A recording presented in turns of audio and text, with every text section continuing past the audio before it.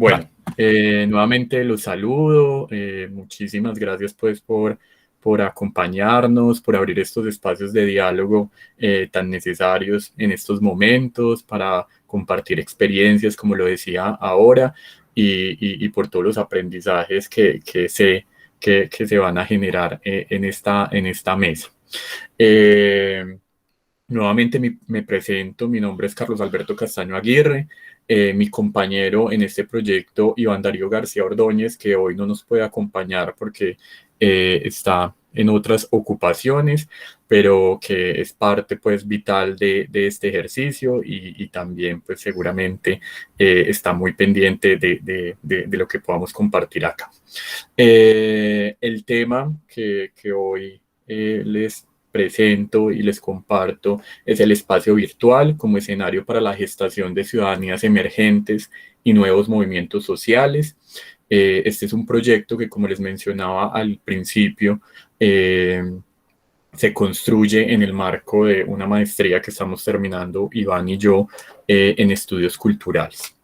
Entonces, bueno, ya para entrar en el tema, primero pues quisiera como plantear que comprender el territorio en un mundo globalizado implica una conceptualización que va más allá del espacio físico, de ese espacio acotado, del espacio medible, de dimensiones, de lo geopolítico, y requiere pues otras reflexiones, que es precisamente pues lo que les planteamos con esta presentación. Si hacemos como una lectura de etimológica de la palabra territorio, pues esta viene del latín territorium, que lo que significa es una extensión de tierra dividida políticamente.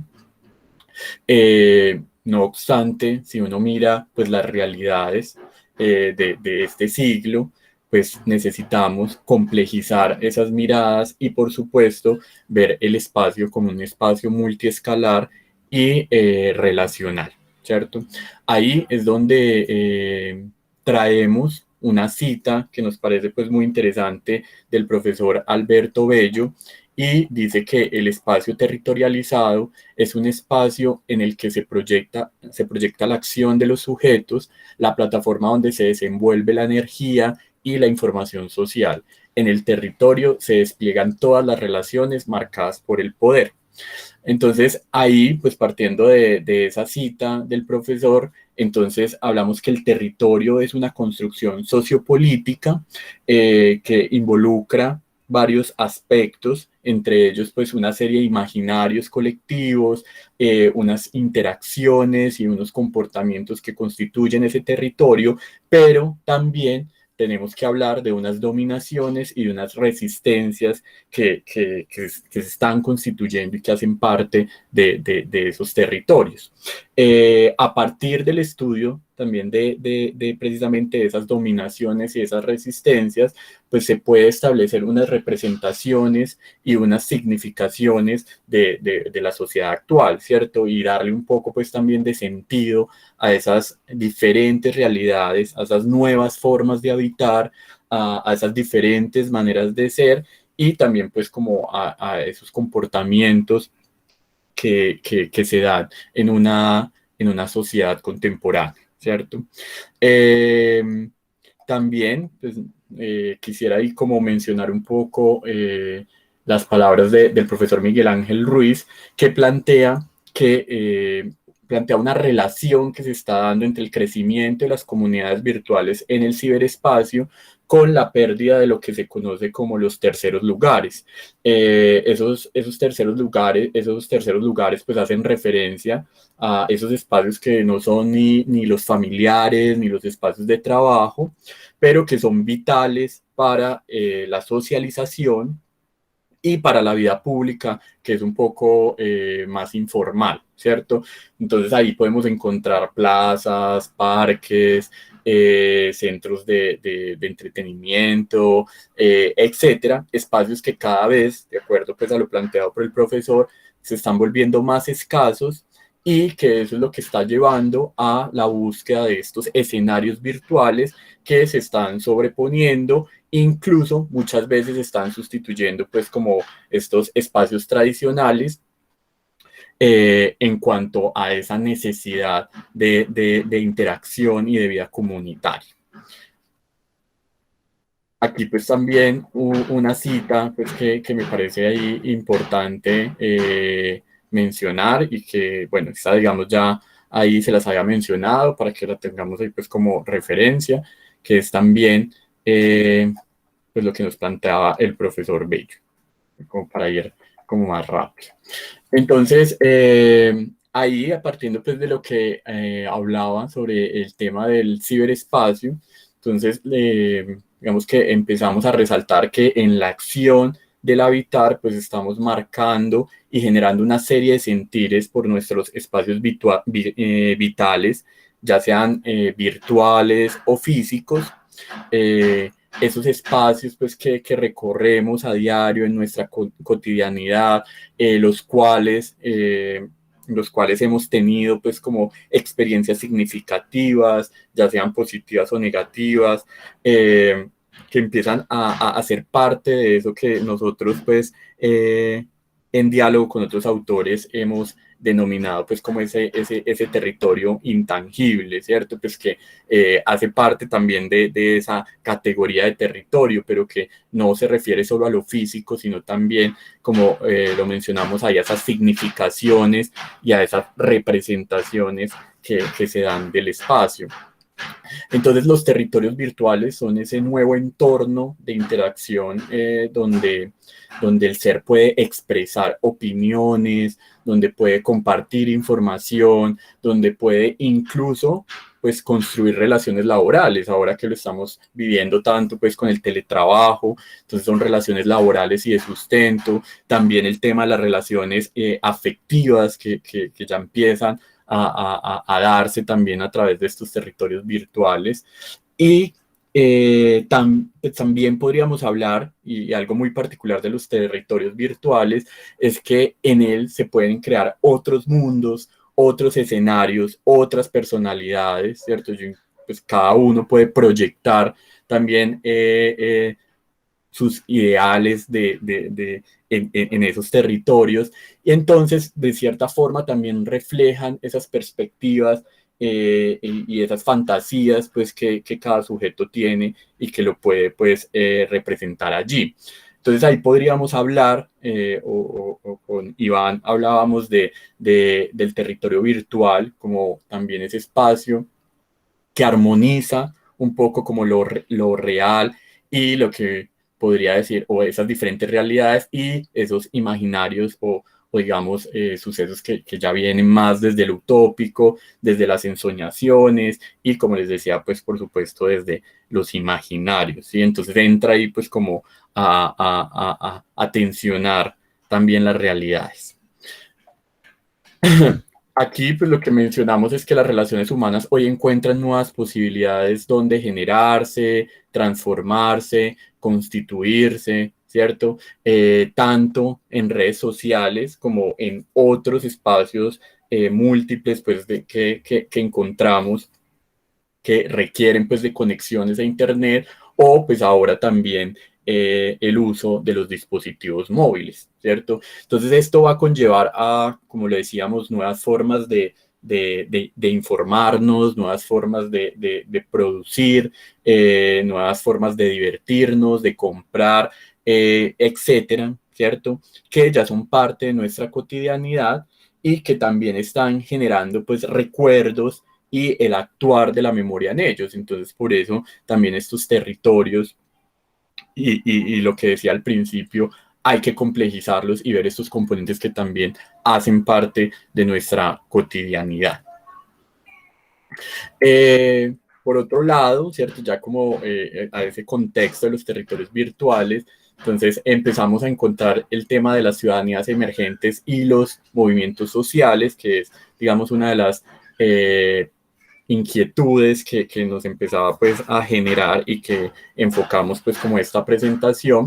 Entonces ahí encontramos pues que las estructuras de organización de nuestra sociedad históricamente han sido digamos que impuestas desde inequidades, desde desigualdades. Por supuesto, pues también ahí aparecen las resistencias que va a ser tan importante en este tema, pero encontramos pues que en ese ordenamiento social pues hay precisamente unas desigualdades que favorecen a unos y que reprimen o marginalizan a otros, ¿cierto? Estas estructuras pues están guiadas también pues con unas lógicas que están estableciendo unos cánones, ¿cierto? Donde se normaliza al ser y en esa normalización pues por supuesto se están desconociendo las diferencias y esas disímiles formas de la vida o de ser en la vida. Eh, Esas lógicas uno podría decir pues que corresponden a un mundo cartesiano, medible, que también tiene mucho que ver con esa visión de territorio que solo corresponde a lo físico. También, pues como lo decía ahora, tiene que ver con un ordenamiento del mundo social en donde hay un atravesamiento de relaciones de fuerza y relaciones de poder que se están perpetuando y que buscan mantener privilegios a través de la producción de unas prácticas culturales, ¿cierto?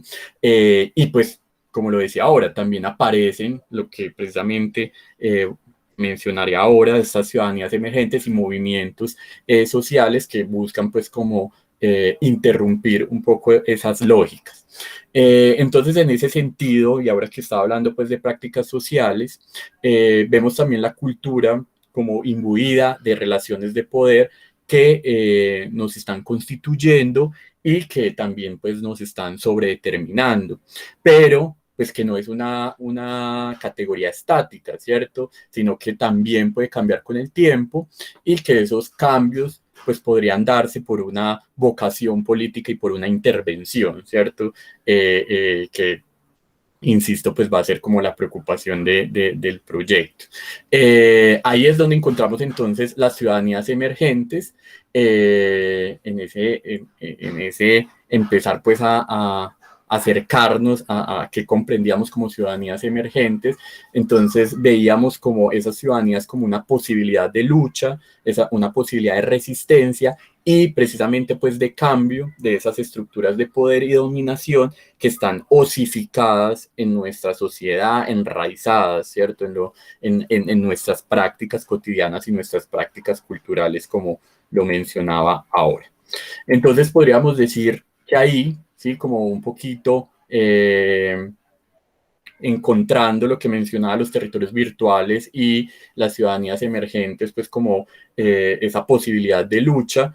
Entonces, precisamente esas ciudadanías emergentes, pues se encuentran en los territorios virtuales una oportunidad de visibilización, de difusión, como lo mencionamos acá, también de identificación y de movilización en torno a ideales que naturalmente se encuentran impulsados por unas dinámicas de rechazo y de dominación a lo otro y a lo diferente, ¿cierto?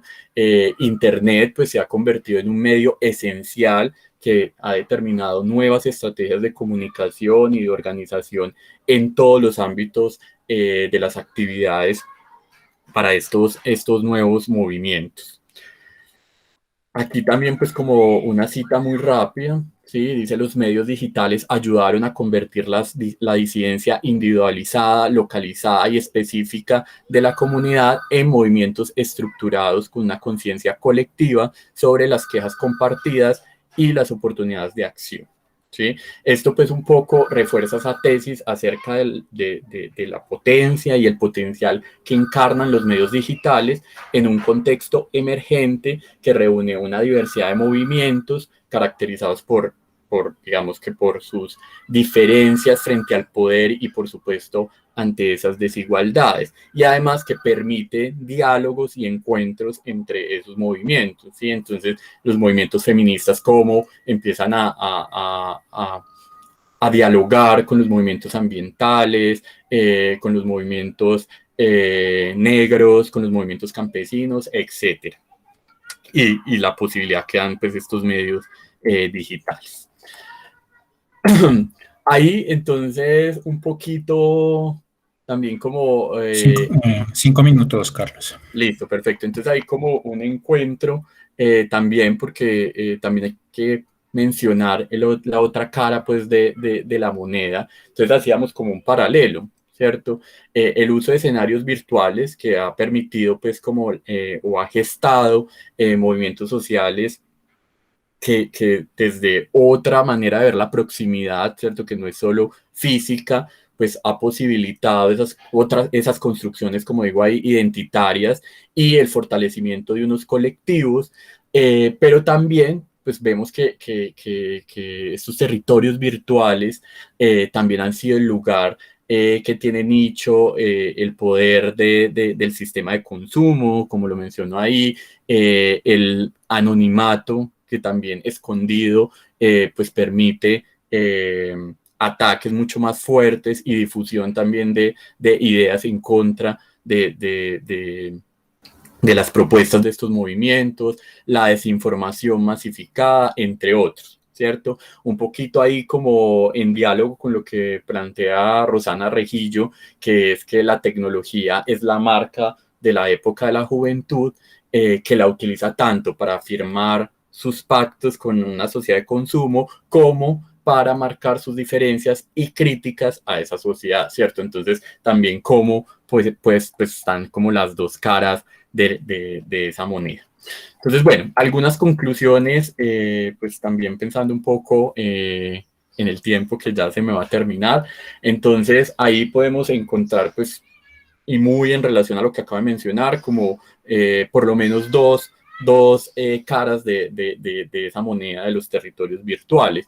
Entonces, por un lado, pues eh, el antagonismo que puede representarse precisamente en ese anonimato, que detona violencias, que detona discursos agresivos, que los sujetos, pues tendríamos que ver, y esto en el trabajo pues que hicimos con los movimientos, nos mencionaban que precisamente las redes pues habían sido también utilizadas muchas veces para agredir a las personas que estaban allí, para amenazarlas.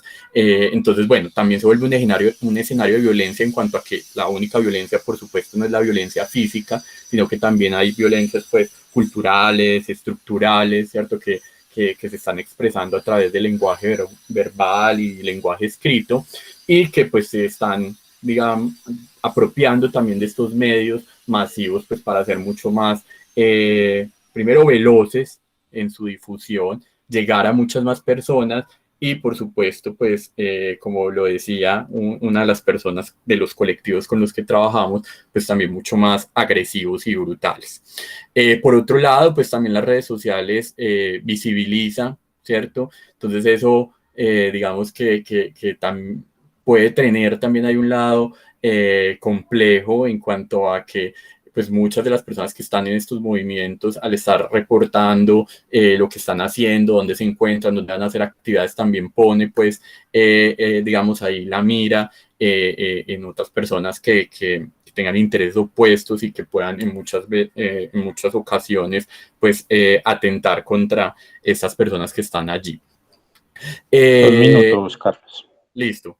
Y pues aquí ya como esta conclusión un poquito de cierre, ¿sí? Que cuando hablamos del territorio virtual, digamos que este pues tendríamos que decir que ha concebido la gesta de nuevas formas de lucha y resistencia que pueden identificar de manera más masiva, sin importar esas limitaciones físico-geográficas, que visibilizan el trabajo y convocan de manera más efectiva a la intervención y a la movilización y digamos que también algo muy importante es que hoy la vida offline, ¿cierto? Fuera de línea, se transforma desde las relaciones dadas en el territorio virtual, posibilitando así nuevas formas de intervención política de las realidades. Ya uno no podría como ver desarticulado la vida online y la vida offline, porque por supuesto también ahí se tejen relaciones que están constituyendo lo que está fuera de esa vida online.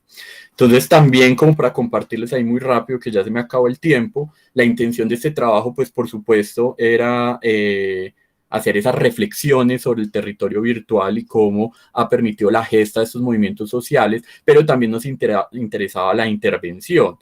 En ese sentido, pues nosotros generamos una plataforma donde los movimientos virtuales, donde los movimientos sociales pudieran encontrarse y ver qué están haciendo y compartir información, ¿cierto? Esto pues también era como parte de nuestro interés. Entonces, pues aquí un poquito la plataforma.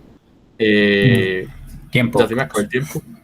Bueno, perfecto. Aquí igual les puedo dejar el enlace. Aquí vamos a encontrar pues como algunos, como unas posturas precisamente sobre los espacios virtuales de algunos de los movimientos del Quindío.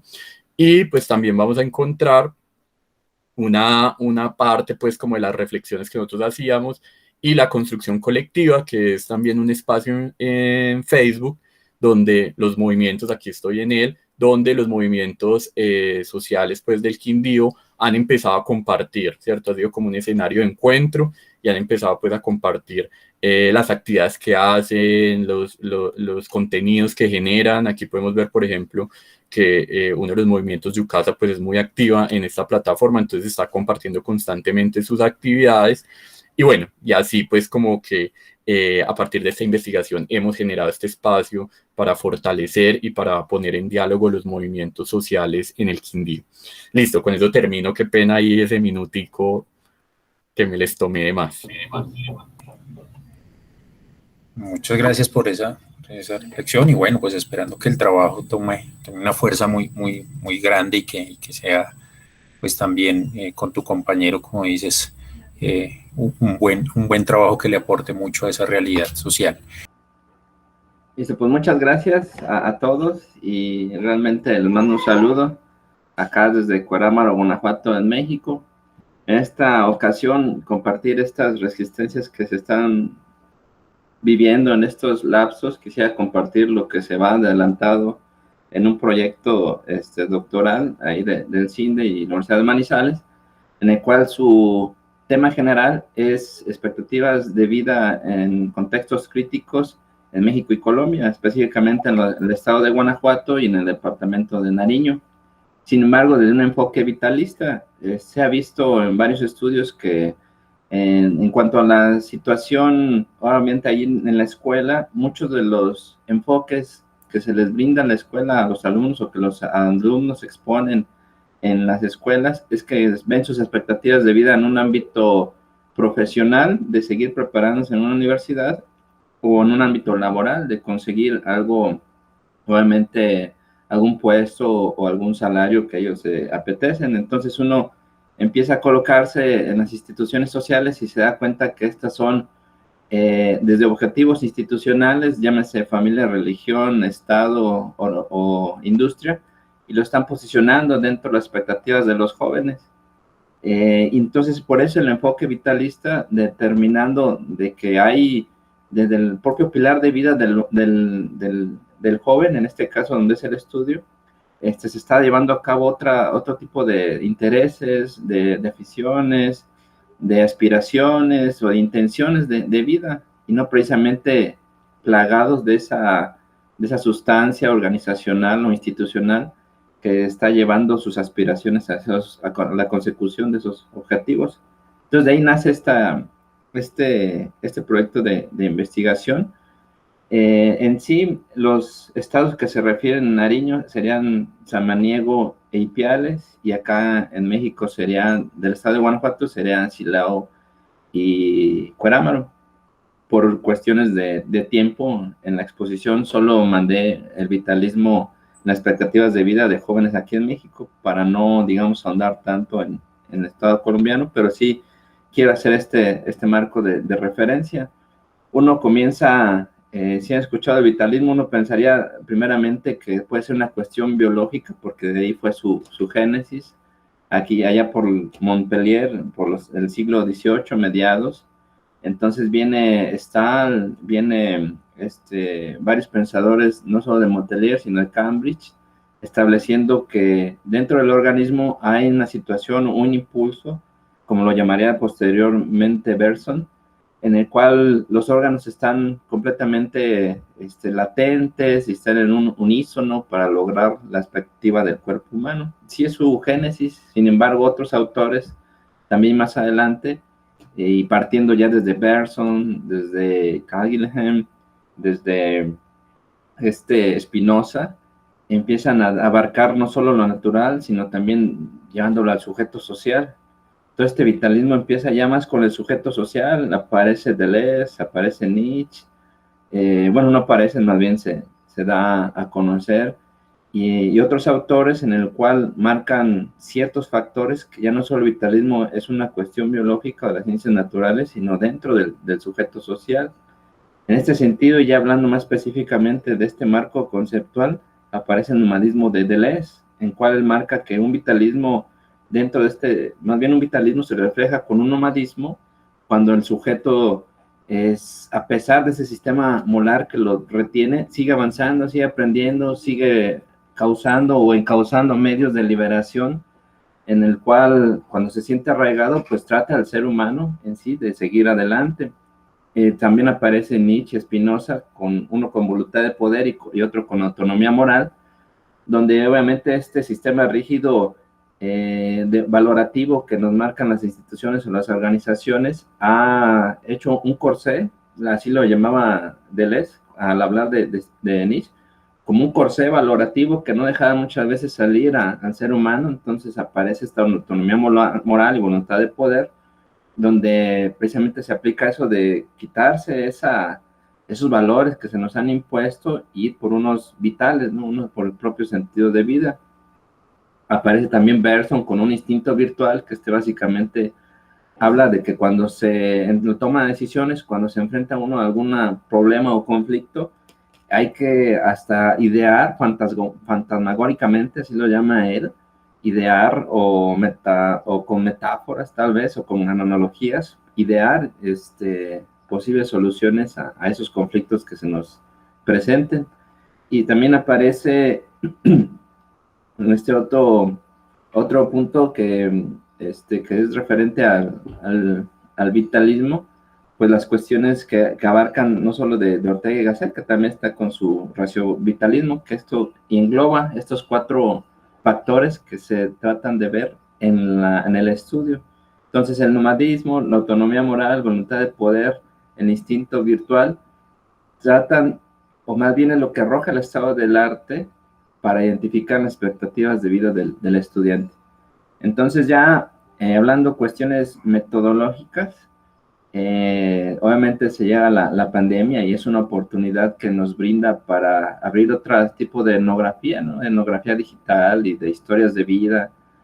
Entonces, la metodología que se recupera es la historia de vida, pero no solo historia de vida, sino que se utilizan también relatos vitalistas, es algo que se está proponiendo, y también unos relatos colectivos. Entonces ya no solo historia de vida, ya nos encontramos a una autora donde habla que también son historias orales. Entonces la metodología que se recupera son historias orales, ahí recogiendo los relatos colectivos, los relatos vitalistas y las historias de vida. ¿Cuál es la diferencia entre historias de vida y relatos vitalistas? Las historias de vida es la primera parte donde el entrevistado nos comienza a hablar de sus experiencias cumbre o digamos de aquellas experiencias que le sobresalen de toda su vida, y de ahí en un segundo momento ya se regresa con las preguntas más específicas de aquellos acontecimientos en los cuales se puede reflejar el nomadismo, la voluntad de poder, la autonomía moral o un instinto virtual. Entonces, y el eterno retorno también de Nietzsche, ¿no? El eterno retorno que nos sirve desde el vitalismo para tomar decisiones, para pensar lo que se va a hacer cuando uno toma decisión. Y entonces ya nos abarcamos a las experiencias, que es donde quiero ahondar, de las experiencias que se han recogido de acá, de los alumnos. Nos hemos enfocado a los estudiantes de nivel preparatoria acá en México, que serían los grados 9, 10 y 11 allá en Colombia. Entonces ahí nos enfocamos básicamente en las entrevistas. Y les digo, esta virtualidad dio pie a muchas oportunidades. ¿Por qué dio pie a muchas oportunidades? Porque, digamos, en un estudiante que estamos entrevistando, pues siempre hay mucha resistencia, ¿no? De hecho, usted, si muchos son docentes, puede ver que a veces no prenden la cámara, o por no querer, o por no poder, entonces a veces la interacción, ver el lenguaje corporal o el entorno que los rodea, sí es, digamos, complejo. Sin embargo, hay otras situaciones. Él, para detonar esa narrativa, elige que mostrara su Facebook, ¿no? Entonces él pinta. Él, de hecho, pinta muy bien. Entonces ya de ahí le pedí que fuimos a su historial y me empezó a compartir los dibujos, y de ahí desató una narrativa en esa ocasión de 3 horas, en la cual explicaba sus dibujos, lo que sentía, por qué lo hizo, en qué momento, qué estaba sucediendo, cómo era el entorno. Entonces fue una oportunidad muy, muy grata de detonar esta narrativa. Otras opciones pues fueron los mensajes de WhatsApp. Ahí hasta me ahorraban la transcripción, ¿no? Porque uno ya nada más los copiaba y los pegaba, entonces ya también es una narrativa. Obviamente las que son escritas, las que son orales, pues sí era difícil. Entonces de ahí nos valimos de varios artificios. Digo valimos porque siento que atrás de mí están mis hijas apoyándome, mi esposa también acá apoyándome, que por ahorita si la ven pasar, está pequeña, ahí no la, pues no lo tomen a mal, sino que pues por ahí anda libre. Ahora sí que le gusta también estar acá dentro de la academia y fuera de. Entonces, ya con este joven fue como se detonó. Hay otras situaciones que se nos presentaron en las cuales, por ejemplo, estábamos entrevistando a la estudiante, en este caso era una mujer, una estudiante, y de repente pues aparece, fue acá, que fue por Ipiales, le parece, oye, guagua, andate por los huevos, y pues ya ahí corta la concentración de la estudiante, y dice, no, me dice, ¿sabes qué, Miguel? Pues ya me tengo que retirar, pues tengo que ir por los huevos. Dije, sí, no te preocupes.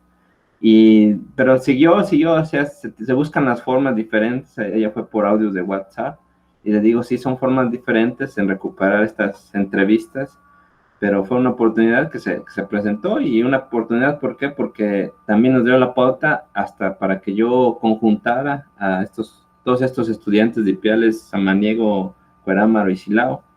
Entonces ahí vamos con el vitalismo. Otra de las cosas que se realizaron en ese proyecto es la interpretación. Para interpretar los datos cualitativos que nos están arrojando las narrativas, se está utilizando la propuesta de investigación narrativa hermenéutica que desarrolla la maestra Marieta Quintero. La maestra Marieta Quintero, también profesora de la Universidad de Manizales, el CINDE, propone esta herramienta que resultó por su sistema matricial muy conveniente, en el hecho de que nos aporta de los acontecimientos que obviamente van ligados a los objetivos de la investigación de la tesis. Nos arroja por acontecimiento no solo el contexto, sino un metalenguaje que está utilizando el estudiante, también los tiempos, los momentos, el contexto, el análisis, y todo lo que es, digamos, también lo formal, como los precódigos. Este sistema matricial yo lo vi muy claro y muy completo, muy integral, en el cual se puede ayudar para ir a la interpretación y a la digamos, comprensión, que es el objetivo general de la investigación, a la comprensión de la narrativa de los estudiantes. Hay una situación que está logrando concluirse o puesta en discusión, es de que los estudiantes quieren ser todo y a la vez nada. No tienen una idea, digamos, reflejada, al menos en los que se han entrevistado, de hasta dónde quieren llegar, pero no las maneras de cómo llegar, y asimismo quieren llegar a esa parte y a otras partes donde se les lleve. Es una cuestión muy rizomática que para mí, desde mi perspectiva, ya como conclusión es muy buena, puesto que les da para o libertad o flexibilidad para ahora sí no quedar en ese corsé que llamaba Nietzsche. Y me quedo con este estudiante, en el cual les voy a compartir lo que me dijo en algún momento. Él, de hecho, estábamos llevando a cabo la entrevista antes de pandemia. Esto sí fue antes de pandemia, cuando apenas lo estaba conociendo, para ver si se llevaba a cabo la entrevista ya formalmente. Ahora sí que cuando formalmente uno ya va con su grabadorcita o ya estaba preparado con su libretita para anotar. Pero en aquel entonces pues solo iba a preguntarle, ¿no? Y este acercamiento hasta se dio en una cantina acá en México, que acá dejan entrar menores de edad, desafortunadamente. Y entonces ya, pues ahí se dio, y entonces yo le explicaba, pues cuéntame tu historia de vida. Entonces él me dijo, mira, mi historia de vida te la puedo resumir como una golondrina. Tú sabes que las golondrinas vuelan muy bajo, entonces en esta ocasión, en esta historia que te contaré, es de una golondrina que iba volando muy bajo. Entonces roza la carretera y un motociclista la arrolla. Pum, entonces el motociclista la arrolla, no le hace caso y ahí queda tirada la golondrinita en la carretera. Ya a unos kilómetros el motociclista le remueve la conciencia y se regresa, ¿no? Esperando a que la golondrina pues estuviera todavía ahí en el asfalto. Recoge a la golondrina, afortunadamente está respirando, entonces él se la lleva a su casa, le compra una jaula, le pone su agüita, le pone su migajón, su panecito, y ya se va a dormir esperando que pues ahora sí que se recupere. Entonces al día siguiente afortunadamente la golondrina se recupera y amanece, se limpia sus ojitos con sus alitas, con el agua, empieza a ver el bolillo, empieza a ver el agua, empieza a ver la jaula y dice, no manches, le partí su madre al motociclista, estoy en la cárcel.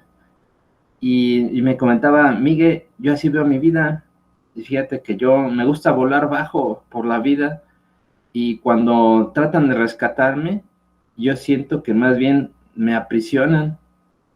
Entonces ese ha sido mi vida, me meto en problemas, me meto en muchos conflictos, en muchas situaciones, y llegan a rescatarme, pero en lugar de yo sentir, digamos, que me apoya, yo sentí un aprisionamiento, y así comienza su vida, su narrativa, este joven, que decía, como él me lo menciona, como la golondrina ha volado muy bajo, por varias situaciones, ¿no? Hasta manicomio creo que le ha tocado, y entonces de ahí ya recoge esta analogía, esta metáfora o instinto virtual también, como diría Bergson, y empieza a explayar su vida.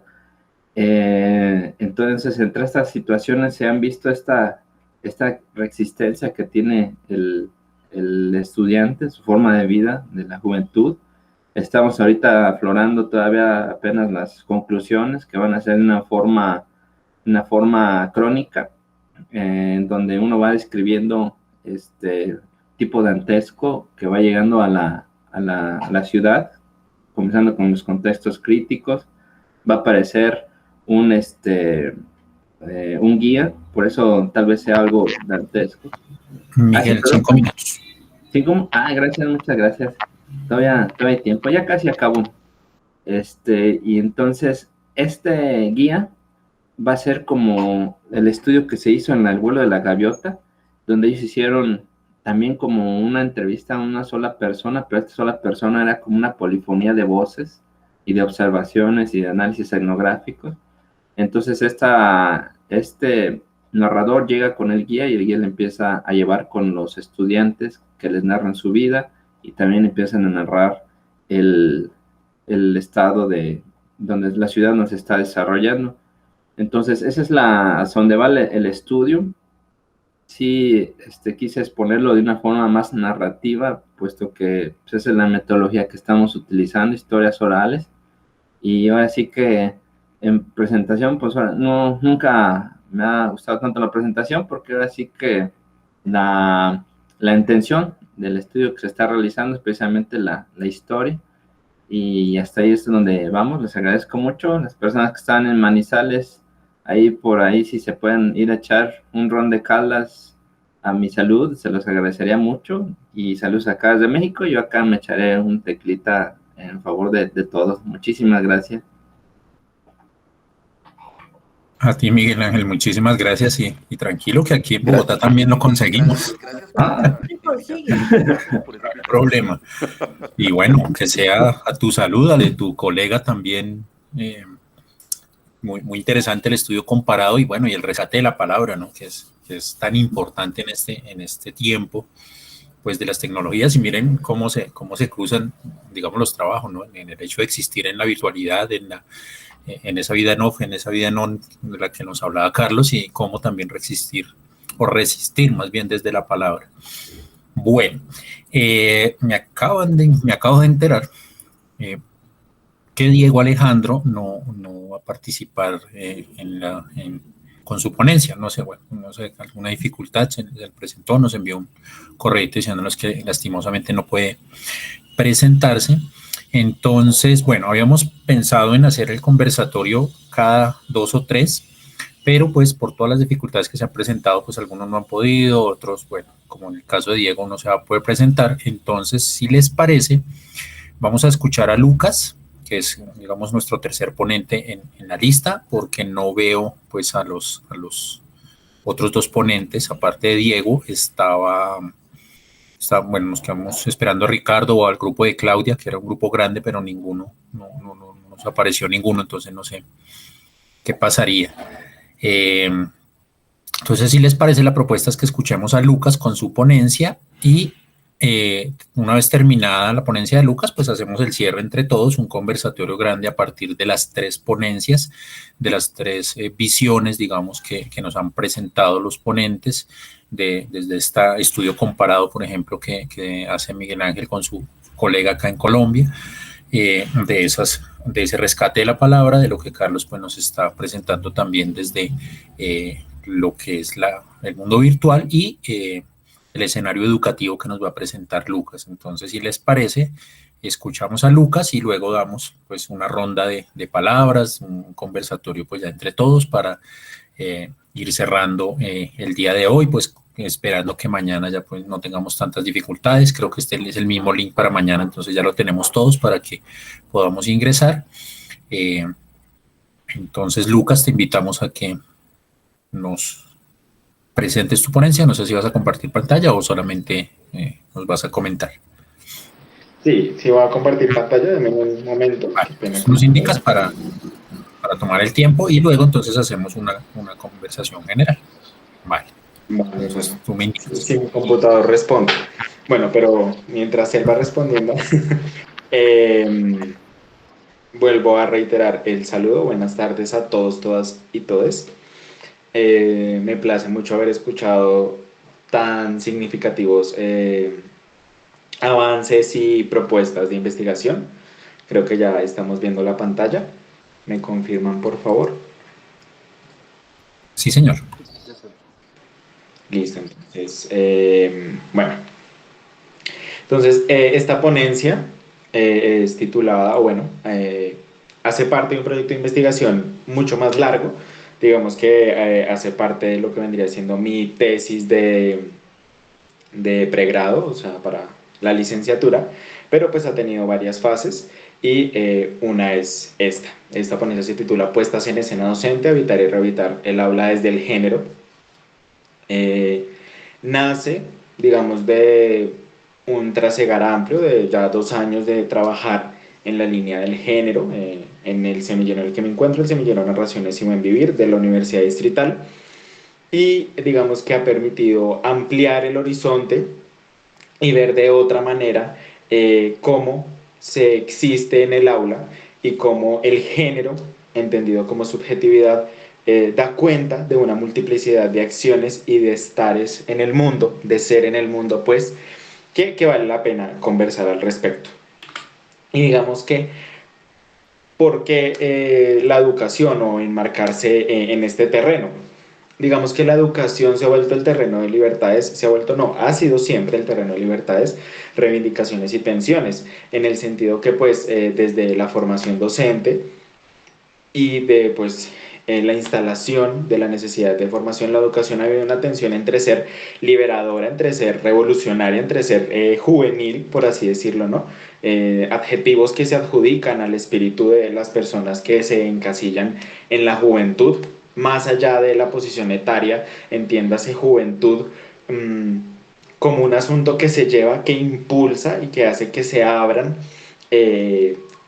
aspectos y espectros en la sociedad, digámoslo así, pero también recordemos que la educación es un terreno supremamente conservador. ¿Y conservador en qué sentido? En que la educación encara los deseos de las sociedades pasadas y encara aquello que el niño se supone debe llegar a ser cuando salga a la sociedad.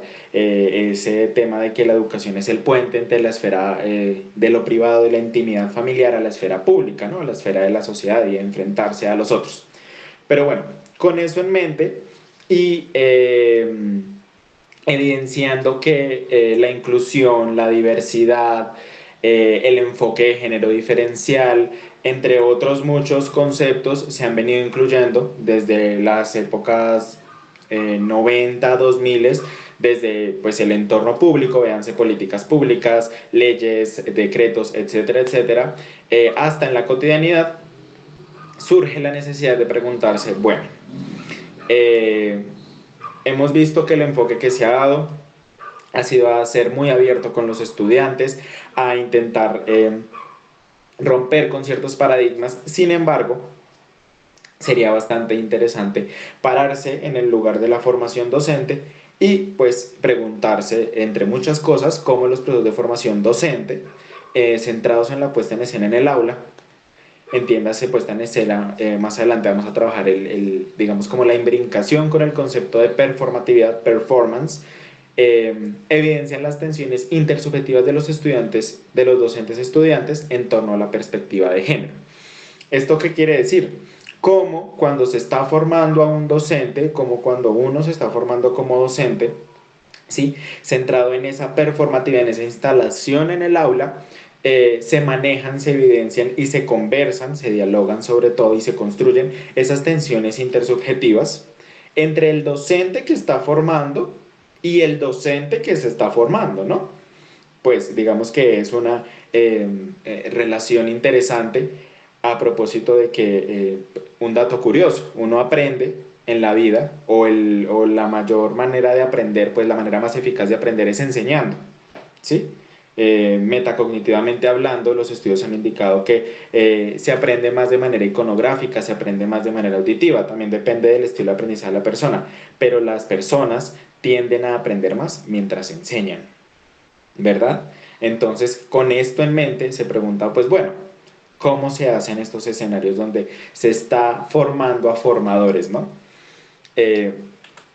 Bueno, digamos que a este estudio, pues en este momento les voy a presentar solo 3 categorías de las que se han trabajado y se incluye la categoría de rehabilitares, ¿verdad? Y yo lo llamo que es un impulso de juventud. ¿Por qué? Porque pues en la investigación se necesitan hipótesis de sentido para avanzar, ¿no? Pero me parece que esto es muy, muy juvenil, ¿no? Un joven, y lo digo por experiencia, porque estoy en ese momento de mi vida, y ojo, no es que solo se refiere a las personas de tal edad, tal edad. Creo yo que acá todos los que estamos tenemos un espíritu juvenil bastante fuerte, y es que nos gusta intentar responder a los fenómenos, ¿sí? Nos gusta intentar suponer, digamos, lo veíamos en la investigación pasada, ¿no? Cómo esta generación se vitaliza y logra reanimarse en medio de distintos procesos coyunturales, ¿no? Y en ese sentido se intenta responder la pregunta anterior. Y la tentativa respuesta es que a la luz del análisis que se está desarrollando, la puesta en escena docente, ¿sí? Del análisis de la puesta en escena docente de los estudiantes, se encuentra que primero la condición de género se da por hecho y no es un tema de conversación, ¿verdad? La performatividad se encuentra como regulada, autorregulada, la corporalidad es la carroza regenta de las 2 categorías anteriores, sin embargo, también se puede ver controlada o revelada, es decir, puede ser ese impulso, y los rehabilitares indica que en un inicio los sujetos de los que se tomaron las narrativas muestran un habitar encuadrado, esquematizado en unas regulaciones fijas y luego un rehabitar que lleva a subvertir todo el proceso, ¿verdad? Esto es como una tentativa a lo que nos podemos encontrar en el proceso. Y bueno, cuando uno ha investigado y está en este mundo, le surge una pregunta y es ¿cómo le hacemos entonces? Es decir, bueno, usted tiene esa pregunta en mente, usted tiene esa idea, vamos a fijarnos el objetivo general. Y el objetivo general de esta investigación es analizar las narrativas de estudiantes de la comunidad LGBT de la Facultad de Ciencias y Educación de la Universidad Distrital a partir de la performatividad de la condición de género y la corporalidad, a fin de dar cuenta de desplazamientos, controles, resistencias y alternativas juveniles habitadas en el aula.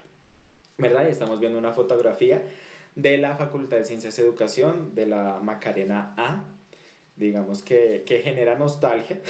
Yo creo que el profe Alejandro y la profe Sandra Luz les genera nostalgia y algunos compañeros que nos están acompañando.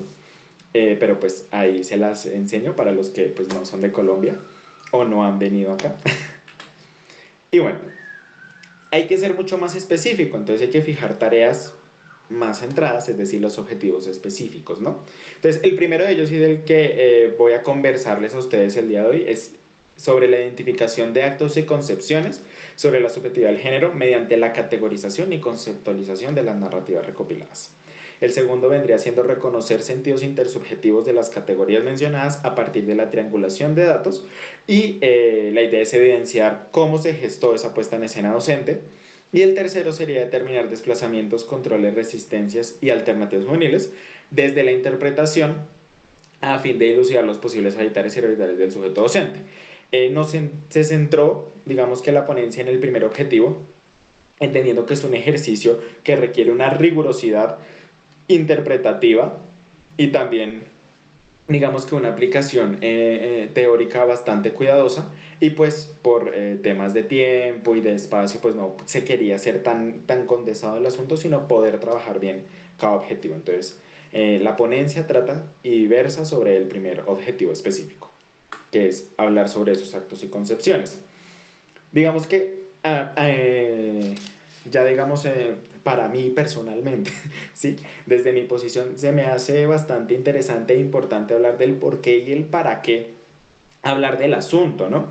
Digamos que el primer motivante es sociedades diversas y es que lo que les venía diciendo, estamos en un momento donde se habla mucho de equidad, de inclusión, de todos tenemos deberes, derechos, etcétera, etcétera, etcétera. Y eso va gestando sociedades diversas, sociedades que ya no están en una estructura fija, ya no se dejan llevar por lo que se ha fijado durante años, sino que ha abierto el horizonte y dice, también es válido vivir si te gustan los chicos, si te gustan las chicas, también es válido vivir denominándote de una manera y qué pena, a mí no me identifica ni la A ni la O, a mí me identifica la E, entonces yo no soy chico ni chica sino chique y está bien, ¿verdad? Y es válido. ¿Por qué? Porque existes y porque las vidas son válidas, etcétera, etcétera. Ese esquema de las sociedades diversas es un esquema bastante actual, pero que también tiene, digamos, como sus peligros, ¿no? En las epistemologías del sur se tiende a decir que cualquier acto que es muy peligroso, un acto de inclusión porque termina siendo excluyente, ¿no? En esa mirada exótica de decir, ah, sí, él es homosexual o se determina gay, entonces hay que tratarlo distinto, mucho. No se puede caer en ese exotismo de la diversidad porque eso es bastante peligroso y personalmente les digo que es incómodo esas miradas extrañas así como de ay, un objeto de estudio. No, estamos hablando de sujetos, de personas que sienten, que piensan y que se han instalado en la vida de distintas maneras. El segundo motivante es el pilar de vida y es la formación a todos los seres humanos para llegar a instalarse como son y en el transcurso de su construcción humana necesitan de los procesos de formación. Edgar Morin en un texto que se llama La noción del sujeto, donde amplía y da una visión mucho más biológica del asunto de la construcción subjetiva, dice que el ser humano es un ser autoeco-organizado, autoexorganizado, es decir, se gestiona a sí mismo, gestiona la realidad objetiva que ve y se deja gestionar de los demás además, pero además de eso utiliza todo su cómputo, es decir, toda su estructura metacognitiva, su estructura psicológica, fisiológica, etcétera, para formarse y para formar. ¿Sí? Sin ello, si no se logra ese cómputo, el ser humano no llegaría a ser ser humano. Recuerden que aún seguimos siendo animales, pero lo que nos caracteriza es que tenemos conciencia del instinto y habilidad de aprendizaje, ¿sí? Digamos que a propósito de mi campo de acción como como docente, que es la lengua, hay un debate muy fuerte y es que todos aprendemos a hablar sin necesidad de ir al colegio, ¿verdad? Es decir, en el medio social inserto, su merced aprende la lengua que hable su familia, ¿verdad? Entonces, ¿por qué ir al colegio a aprender cuestiones lingüísticas o aprender gramática, ese tipo de cuestiones? Pues porque una cosa es dirigirse, como nos enseñaron en la casa y demás, y otra cosa es dar el salto a la vida de lo público y formarse y saber que si digo esto de esta manera, en este escenario específico, va a tener tal efecto. Si le digo esto a una persona de ciertas características, va a tener tal efecto. Entonces la formación nos lleva a ser seres humanos y nos lleva a ser sujetos. Y el último por qué y para qué es una motivación intersubjetiva y supremamente subjetiva, y es un sentir propio, y es que pues la persona que les está hablando acá hace parte de la comunidad LGBT. Yo me auto determino, en un inicio lo hacía como gay, ahora digamos que eso ha venido transformándose en muchos conceptos, pero digamos que pertenezco, he transitado con ellos y mi vida ha sido un transitar en ese sentido, entonces digamos que me hace sentir un compromiso mucho más allá que social, que no digo que los demás investigadores no lo tengan, pero cuando uno está inmerso en la mecánica, va entendiendo y va yendo más allá y se genera esa motivación intersubjetiva. De hecho, muchos de los resultados que van a ver ahí también hacen parte de mi propia narración, mi propia historia de vida alrededor de esas preguntas que se plantearon. Las voces de la investigación. ¿Quiénes nos van a venir a hablar en unos minutos, no? Estudiantes entre los 18 y 25 años de la licenciatura en Humanidades y Lengua Castellana y la licenciatura en Lenguas Extranjeras, con énfasis en inglés, pues de la Universidad Distrital, de últimos semestres, vale aclarar, con procesos de identificación con la comunidad LGTBIQA+.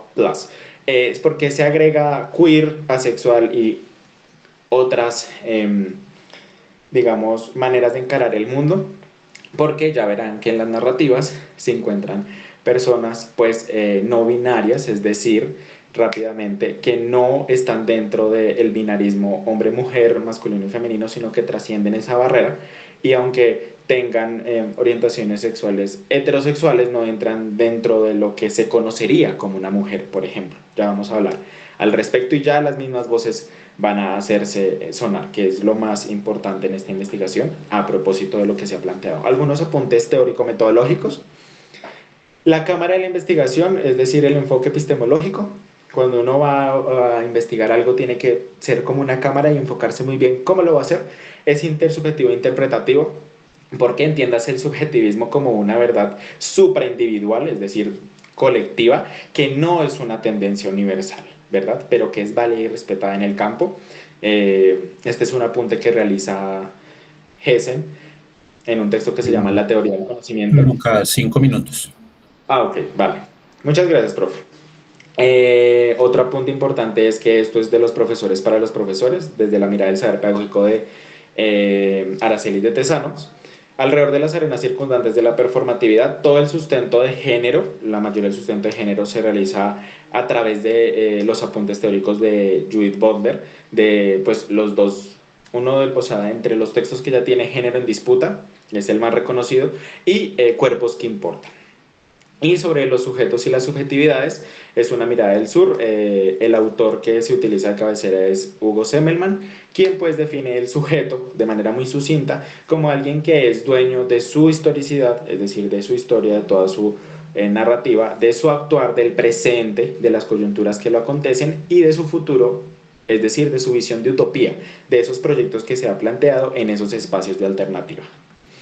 Los resultados, como les venía diciendo, vamos a referir solo los resultados alrededor del objetivo específico número 1, ¿verdad? Que es identificar actos y concepciones.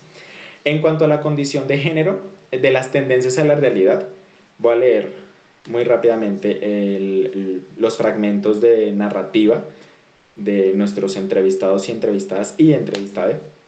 Entonces, en un principio me consideraba homosexual, pero luego de hacer un recorrido teórico y digamos que dentro de lo queer y demás, me autodenomino como marica. Y El segundo comentario es, puede que no encaje en estereotipos de femenina, de vestirme con faldas. Bueno, pues lo típico que se considera una mujer correcta. Sin embargo, pues sí me siento dentro de mis parámetros, por así decirlo. De acá yo rescato dos cosas magníficas y dos concepciones muy fuertes sobre lo que es la condición de género.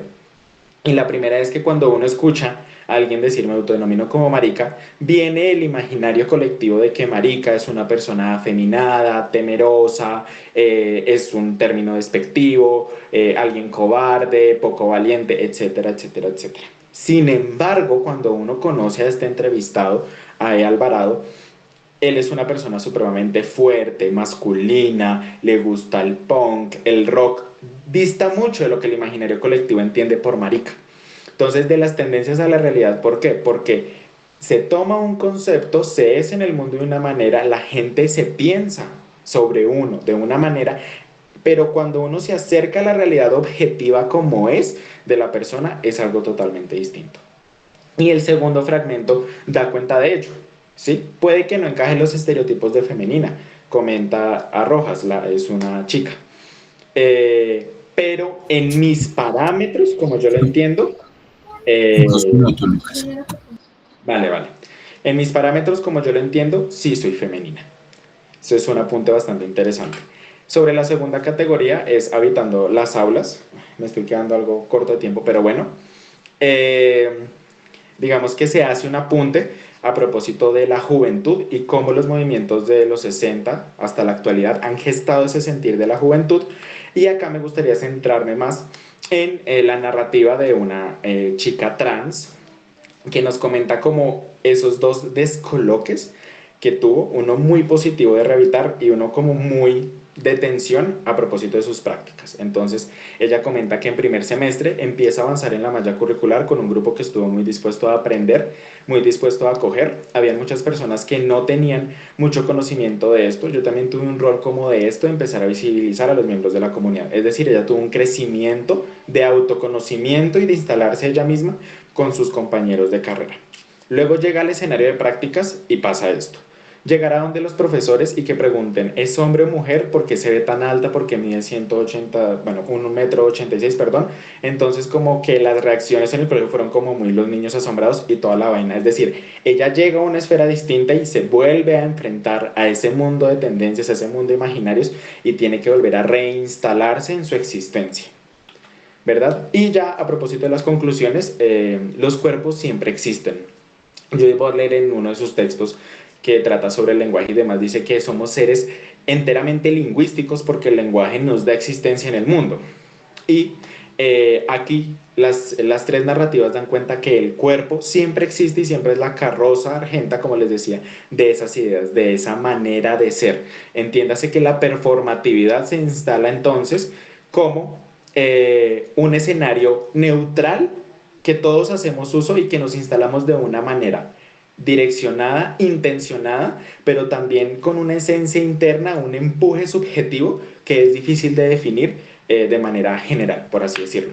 Entonces las reflexiones finales serían que estos estudios y estos escenarios le dan voz a quien la ha perdido, pero la ha vuelto a ganar, le da una mirada llena de vitalidad a los estudios del aula, se revela el género como espacio necesario, se rompe con lo conocido, con lo que se consideraba irrompible, se abre esa hipótesis represiva, esa hipótesis de que el género está guardado en el cajón victoriano, diría Foucault, y no, en realidad está en el mundo y es supremamente brillante y sobre todo impacta de manera directa con los nuevos enfoques que se presuponen incluidos en la realidad, cuando se quedan cortos en lo evidenciado, ¿sí?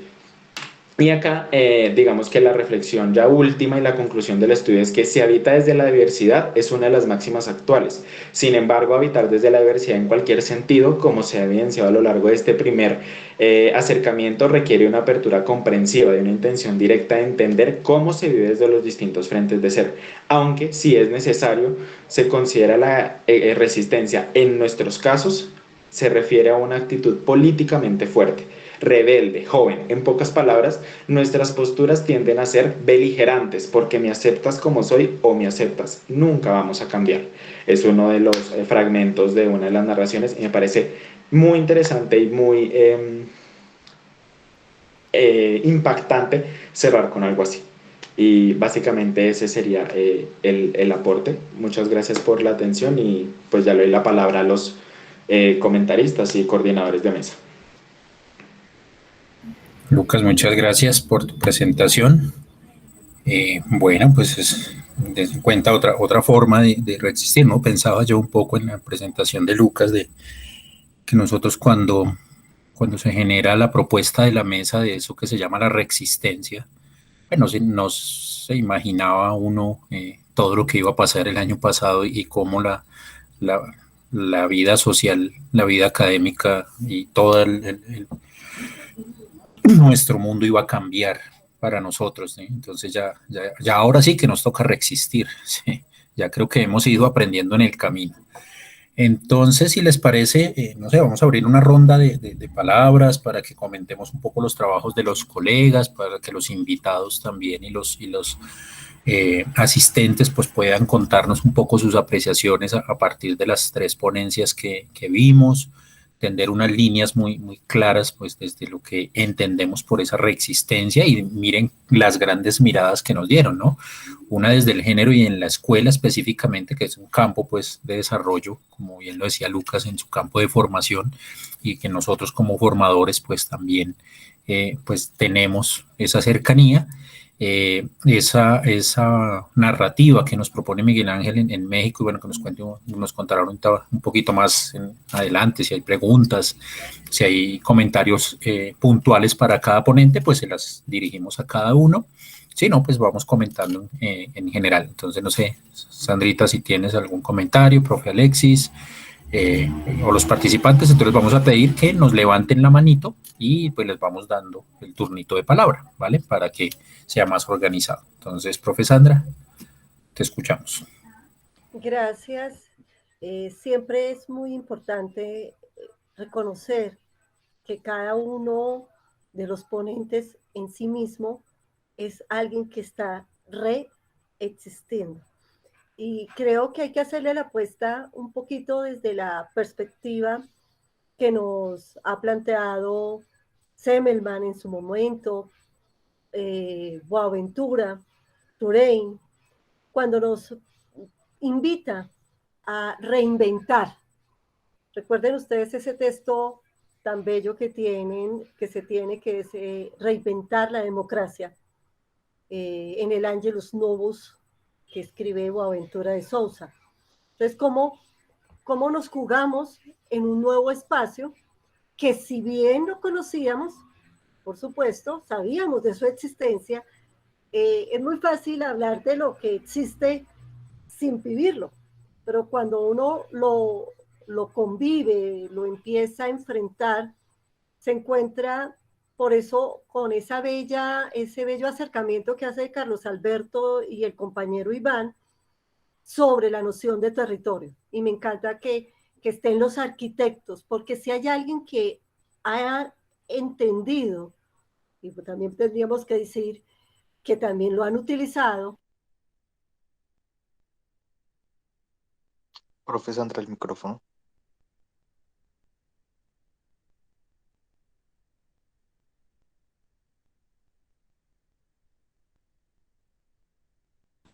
Cosas de la reexistencia. Miren, ahí está la resistencia en juego. Más de resistencia, sí. Sí, sí. No, pero está sin micrófono en este Sí, momento. se le fue el audio. ¿No tienes audio, profe? Sandra, está sin micrófono.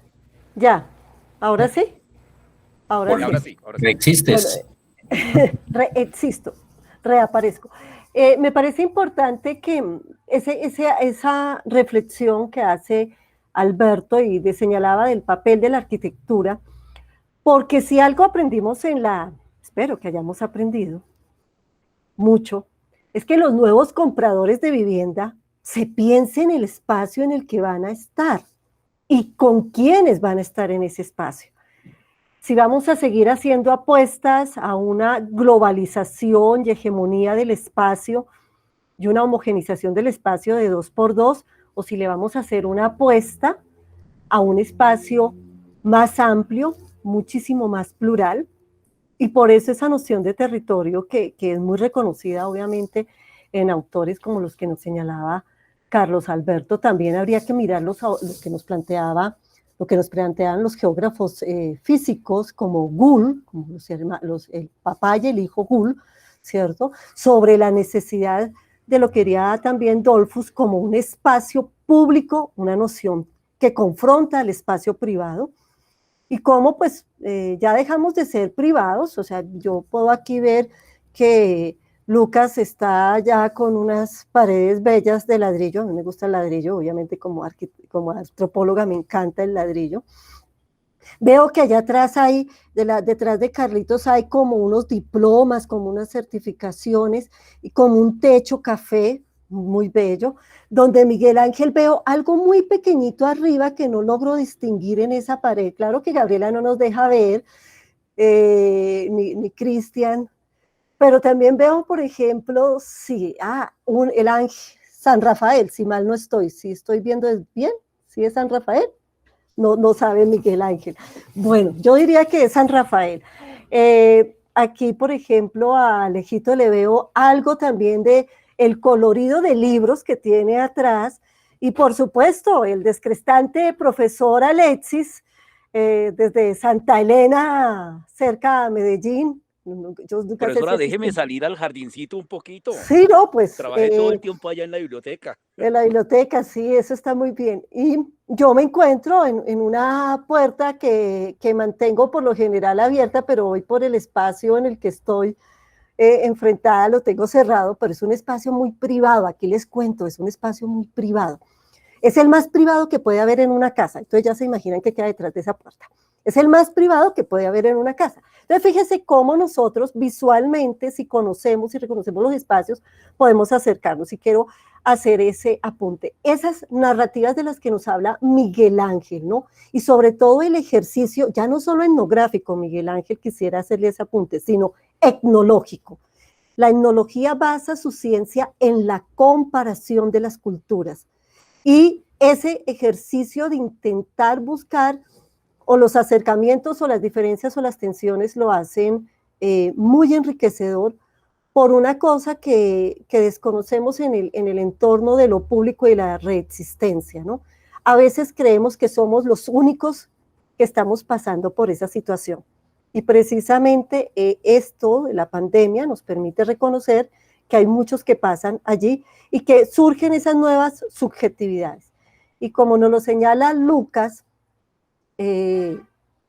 pensar, y creo que ha hecho un ejercicio muy especial Lucas, y quiero felicitarlo, lo digo porque conozco el trabajo de Lucas desde hace algún tiempo y lo veo muy empoderado y me encanta verlo así empoderado. No es tan fácil precisamente que ellos se visibilicen y se visibilicen con tanta propiedad, pero para eso es que estamos aquí, ¿no? Para crear desde esa apuesta de los jóvenes y de la reflexión desde los mismos jóvenes, esa apuesta por una diferencia, porque sus voces sean válidas y sean tenidas en cuenta. Para nuestro proyecto, para nuestra universidad distrital es vital, vital.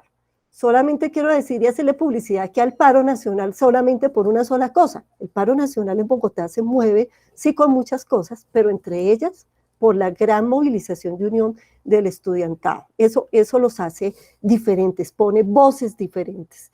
Que no habían sido visibilizadas, hay que ser claros, o son visibilizadas siempre desde la estigmatización que siempre se ve. Entonces quería como hacer ese comentario a esas intervenciones y permitirnos también sabernos diferentes y diversos, y la reexistencia nos diría la madre tierra desde la perspectiva en donde yo me muevo, que es el mundo andino, es un buen vivir, ¿no? Es el que yo no podré estar bien si uno solo está mal.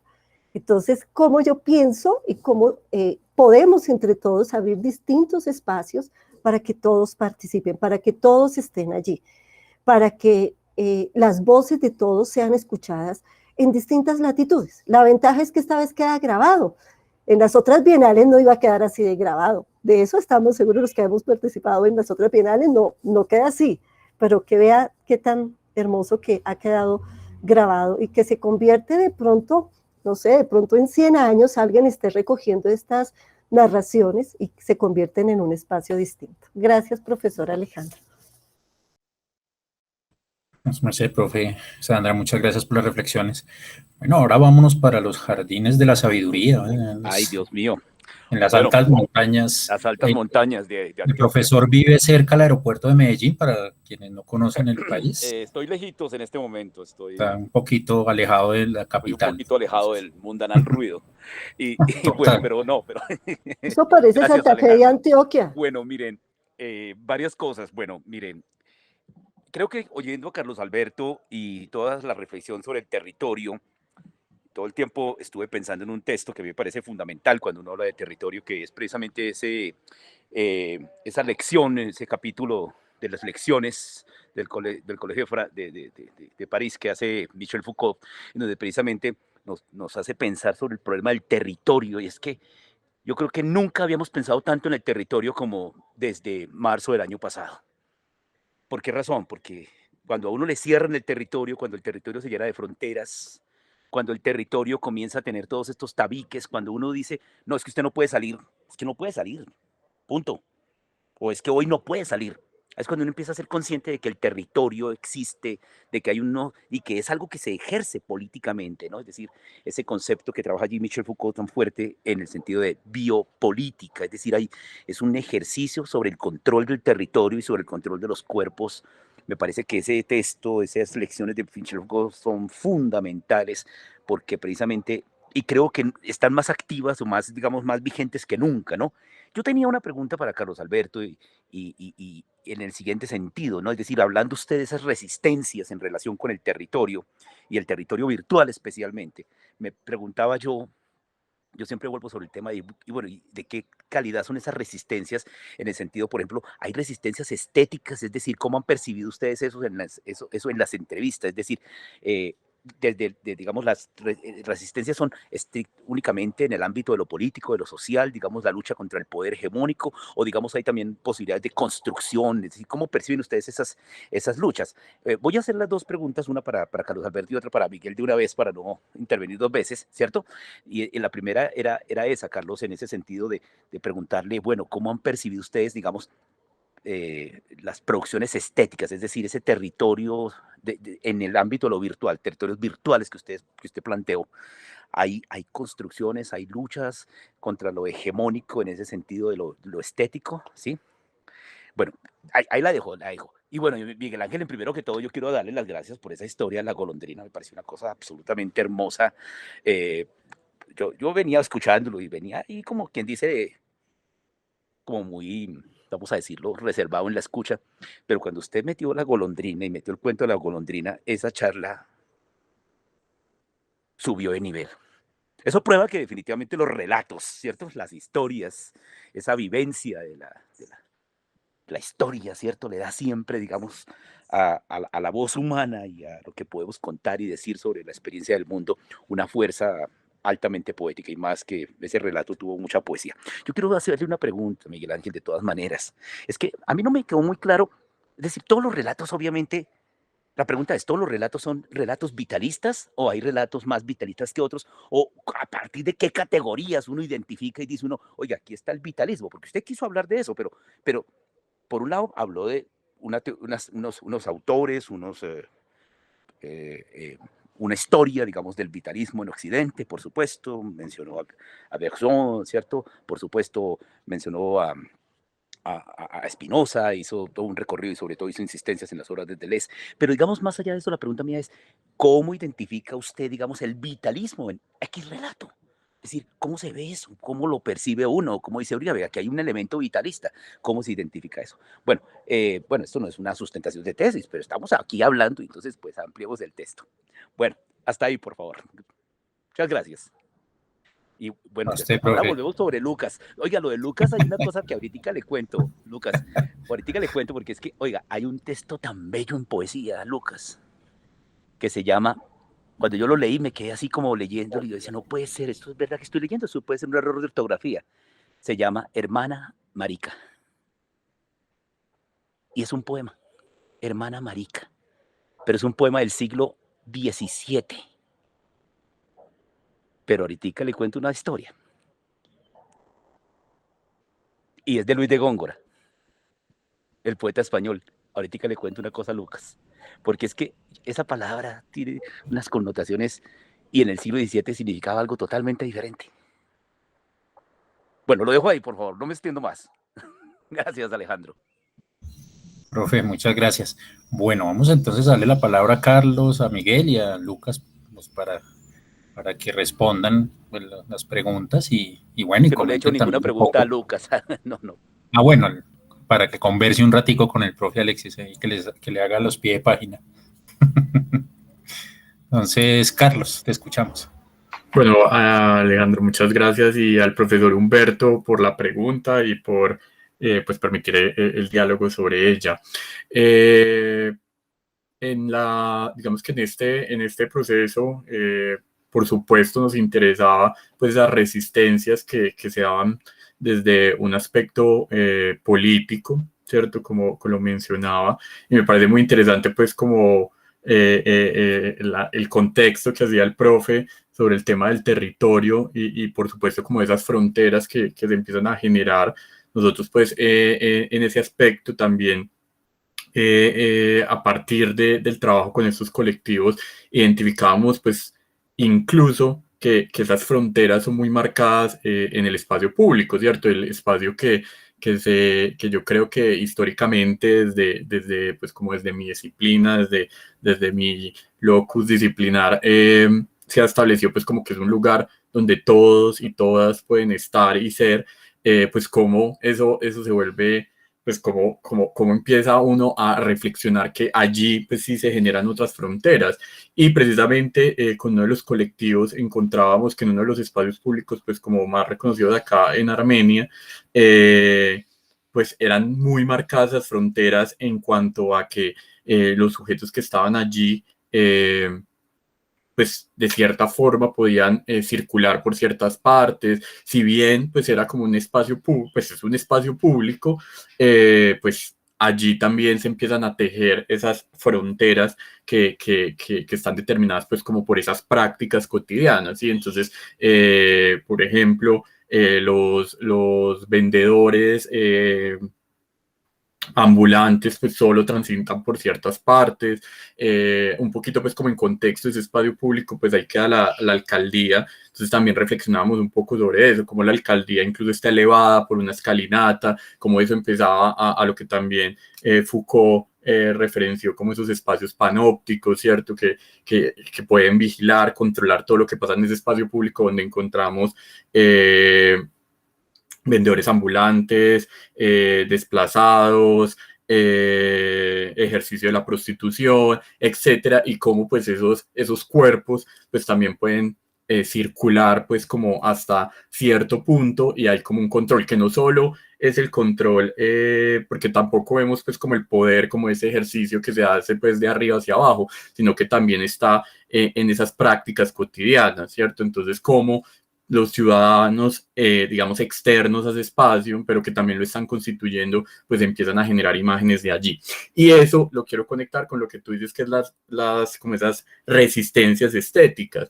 Y a mí me parece muy importante en ese sentido lo que hacen los movimientos con los que trabajamos y pues vinculándolo, por supuesto, con el tema de lo virtual, en cuanto a que cuando uno habla, por ejemplo, del Quindío, pues la primera imagen que se hace son cafetales, chapoleras, Juan Valdés, La Burrita y todo eso. Entonces, cuando aparecen estos movimientos que empiezan a decir, bueno, hay otras formas de existir en el territorio que se han llevado a las márgenes, ¿cierto? Como por ejemplo el colectivo Yucasa, que es un movimiento feminista, entonces, que empiezan a mostrar, bueno, no, acá también hay un grupo de mujeres que nos reconocemos como lesbianas y que esas formas también existen en el Quindío, ¿cierto?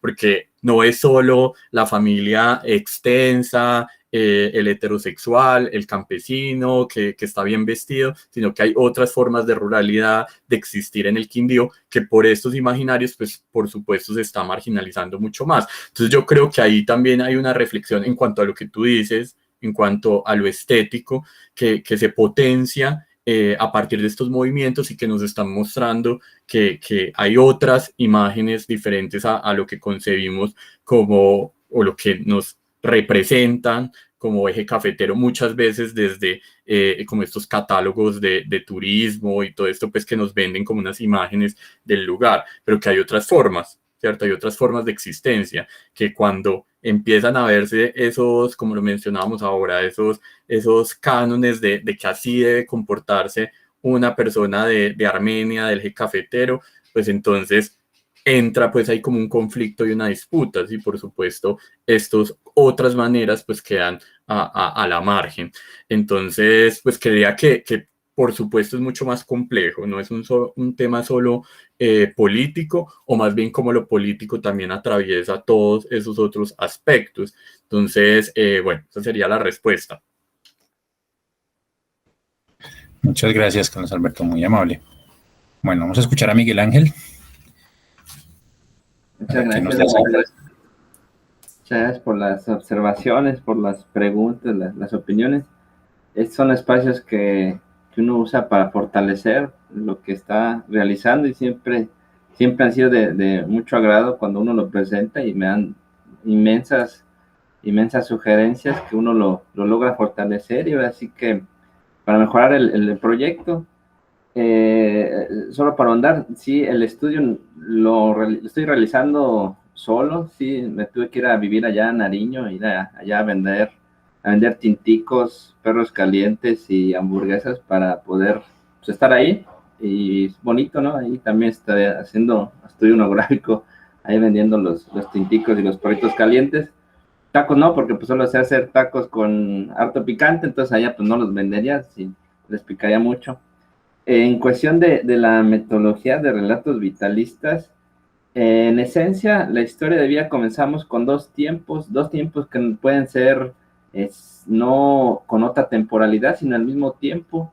En el primer tiempo es la historia de vida, que nos narren toda la historia que acontece el joven, y ya en segundo momento, que les vuelvo a decir, no puede ser tal vez en otro día, sino en el mismo momento. Si está agradable la charla, pues ahí mismo se aplica este segundo momento, que es el relato vitalista, en donde los aspectos como normalismo, autonomía moral, eterno retorno, instinto virtual, no se les preguntan. Ahora sí que al estudiante, oye, me platicas que los paramilitares sacaron a tu papá de la finca, no se les pregunta, ¿ahí utilizaste el nomadismo? No, obviamente no se les pregunta así, porque no saben qué es nomadismo, mucho menos, o quién sabe, ¿verdad? Tal vez sí sepan, o qué es vitalismo, sino que la misma narrativa de estos relatos, de ese acontecimiento, ya no es historia de vida, sino de este acontecimiento que ellos marcan como importante, se les puede ahí ahondar, decir, ¿qué decisión tomaste cuando viste este suceso, este acontecimiento? ¿Te arrepientes de haber reaccionado así? Ahora que regresas y vuelves a ver este suceso, ¿cómo lo ves? ¿Cuál es tu percepción? ¿Qué sigue adelante después de que te sucedió? O tal vez, ¿cómo estaba el entorno en aquel entonces que sacaron a tu papá, los paramilitares que lo sacaron? ¿Cómo estaba el entorno? ¿Qué sucedía en Samaniego? ¿Qué sucedía en Ipiales en aquel entonces? Y a raíz de su misma narrativa, ahí es donde se aplica, digamos, a ver si la persona o el joven o la joven se arrepiente de haber reaccionado de tal forma ante ese acontecimiento. De ahí ya se puede expresar, digamos, ahí el nomadismo, o no está siendo un sujeto nómada, o este sistema molar lo está sujetando, o tal vez que el joven o la joven responda, decir, no, ¿sabes qué? Es que a mí en este acontecimiento yo quise seguir por la norma que habían inculcado en la escuela, no quise reaccionar de otra forma porque estaba reaccionando como me lo hice en la escuela. Entonces ahí ya se está reflejando que pues el estudiante no tiene esa autonomía moral que puede reflejarse, que menciona Spinoza. En sí, en resumen, sería que a través de esa narrativa, y en el relato a través de esa narrativa, pero solo del acontecimiento que ellos marcan como importante, hay determinar si está presente el sujeto nómada de Deleuze, está presente el eterno retorno de Nietzsche, en la forma en que reaccionan, en la forma en que se expresan. Entonces sería la forma de relato vitalista, no ir así que enfáticamente a preguntar, aplicaste tu autonomía moral, no, sino que la misma narrativa es la que nos va a arrojar si están presentes estas, digamos, estas formas de respuesta o de expresión de los alumnos, de los estudiantes en los acontecimientos que ya marcaron. Entonces eso sería básicamente, y les vuelvo a agradecer mucho ahí que las observaciones, los comentarios, y realmente gracias infinitas. Muchas gracias, Miguel. Gracias, profesor Miguel, muchas gracias. Ahora sí el interludio para que conversen entre Lucas y el profe. No era Alex, un interludio. Era simplemente, bueno, es que de verdad existe, es cierto, existe un poema escrito por allá en el siglo, es casi a finales del siglo XVI en realidad, que se llama Hermana Marica. Cuando yo encontré el título, yo decía, bueno, esto, pues imagínense, lo leí, yo estaba como en primer semestre, en pregrado, entonces eso fue hace tiempo. Sí, no, Alejandro, no haga así tampoco, porque va a pensar que, hombre, bueno, está bien, fue el siglo pasado. Entonces, el poema de Hermana Marica dice, en los 2 primeros versos dice, hermana Marica, mañana que es fiesta, no irás tú a la amiga, ni iré yo a la escuela. Te pondrás el corpiño y la saya buena, cabezón labrado, toca y albanega, y a mí me pondrán mi camisa nueva, sayo de palmilla, media de estameña. Y ahí continúa el poema, ¿no? Y yo decía, pero bueno, ¿qué tiene que ver esto pues con el uso que nosotros tenemos en la vida cotidiana de la palabra marica? Pues resulta que en la España del siglo XVI, comienzos del XVII, pero hecho en el español pues normal, pues ya digámoslo así, antes de que la palabra se hubiera deteriorado o se hubiera utilizado en un sentido despectivo, pues la palabra marica es el diminutivo de María, ¿cierto? Es el diminutivo de María. Y entonces lo que estaba diciendo el poeta aquí es que él invitaba a la amiga, ¿cierto?, a una fiesta, o un workshop, le decía, pero no vayas a la fiesta, más bien vete conmigo. En fin, era un poema picante, un poema picaresco, pero pues sin ninguna connotación en el sentido nuestro. De alguna manera, con eso, pues yo solamente quiero mostrar cómo, pues, a través de las palabras, ¿no? Las palabras se van cargando de sentido, se van cargando de connotaciones, pero digamos que volvemos a lo que dice Wittgenstein cuando dice que finalmente el sentido de las palabras está en ese juego que nosotros establecemos, ¿no? Es decir, tantas veces nosotros, por ejemplo, hemos utilizado la palabra marica, ¿cierto? En el sentido, digamos, muy cotidiano, muy usual, muy familiar incluso. Hasta, voy a decirlo de una manera, esto no, ojalá, si esto está quedando grabado, ojalá lo vaya a ser usado en mi contra, ¿no? Nosotros decimos aquí, no, pero qué marica, pues, ¿cierto? Y lo utilizamos en ese sentido que le digo yo, vamos a decirlo afectivo, ¿cierto? Pero vuelve otra vez Ludwig Wittgenstein, ¿cierto? A decirnos, ojo, que las palabras no significan solamente por lo que contienen en el diccionario, no es el sentido puramente denotativo y léxico que aparece allí en la carga puramente denotativa, sino que es el juego que establecemos con ellas, ¿no? Por eso me parece, pues, muy interesante la anécdota que usted cuenta del joven aquel que dice, me siento marica, ¿cierto? O me defino, ¿cierto? Pero ya utilizaba la palabra en un término, en una connotación muy precisa y muy puntual, ¿cierto? No obstante, los estereotipos y modelos que nosotros tengamos en la cabeza, allí tenemos que volver siempre, digamos, a esa flexibilidad, porque nosotros, curiosamente, en estos tiempos en la Universidad Distrital, hemos entrado en una especie también de cacería de brujas, ¿no? Cualquier cosa que digamos está mal dicha. Por cualquier cosa que digamos también hay una especie de, claro, podemos hablar como lo dice muy bien el profesor Villa, ¿cierto? Nuestro siempre bien citado profesor Wilmer Villa. Ojo que con las palabras también podemos mal decir. Él utiliza la expresión mal, decir, en el sentido de decir mal del otro, calificar al otro, denigrar al otro, manchar al otro, desubicar al otro, ¿cierto? Sacar al otro, ¿cierto? Pero en las palabras siempre están esas posibilidades y esos juegos, ¿no?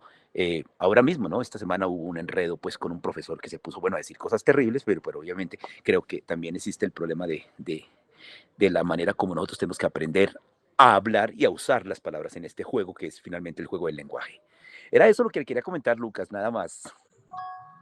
Y de resto, muchas gracias por ese trabajo que usted adelanta ahí con los estudiantes de pregrado de la Universidad Distrital. Muchas gracias, Alejandro.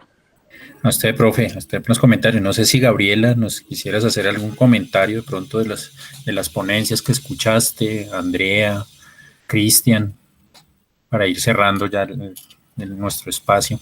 Y ojalá nos muestren sus lugares, ¿no? Interesante también tener esa visión de los lugares, de los espacios, del territorio como tal, que es el que habitamos, ¿no? Y que nos tocó resignificarlo, nos tocó rehabitarlo y nos tocó reencontrarnos con el territorio. Con los chicos de la licenciatura, bueno, cuando iniciamos semestre, cuando inició la pandemia, empezábamos a analizar mucho eso en antropología. Hablábamos mucho de eso y es de cómo nos tocó rehabitar el espacio. O sea, yo no conocía mi casa, yo venía a dormir, salía y era en la calle y reconocía los espacios, por lo menos en nuestro espacio en Bogotá o en Armenia o en México o en Guatemala, donde estén, esos espacios fuera.